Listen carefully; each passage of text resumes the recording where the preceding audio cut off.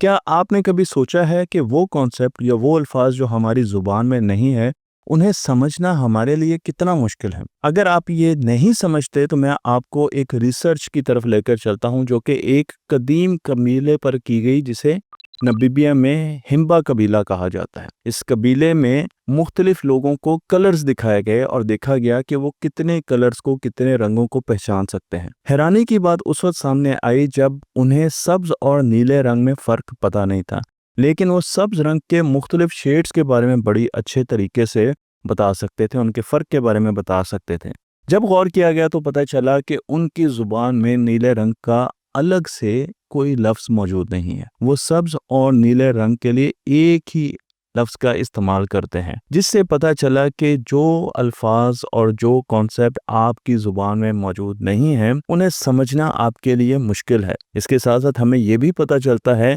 کہ جس زبان کو آپ بہت زیادہ بولتے ہیں یا فیسینیٹ کرتے ہیں یا بولنے کی کوشش کرتے ہیں یا سمجھتے ہیں، اس زبان کے خیالات اور کانسیپٹ آپ کے دماغ پر اثر کرتے ہیں۔ اور اگر آپ کی زبان میں، آپ کی مقامی زبان میں نئے الفاظ اور نئے کانسیپٹ نہیں آ رہے تو اس کا مطلب یہ ہے کہ آپ ان کانسیپٹس کے بارے میں اور ان خیالات کے بارے میں زیادہ اچھا سوچ نہیں سکتے۔ اس لیے ضروری ہے کہ ہم اردو زبان کو ترقی دیں، اور اس کا ایک ہی طریقہ ہے، وہ یہ کہ ہم اردو زبان کو ہر جگہ استعمال کریں، ہم ہر محفل میں اردو زبان میں بات کریں، ہم ہر کتاب اردو زبان میں لکھیں، ہم ہر سائنٹیفک ریسرچ اردو زبان میں لے کر آئیں، اور جو لغت اردو زبان میں سائنس کو بیان نہیں کرتی اس لغت کو مزید وسیع کریں۔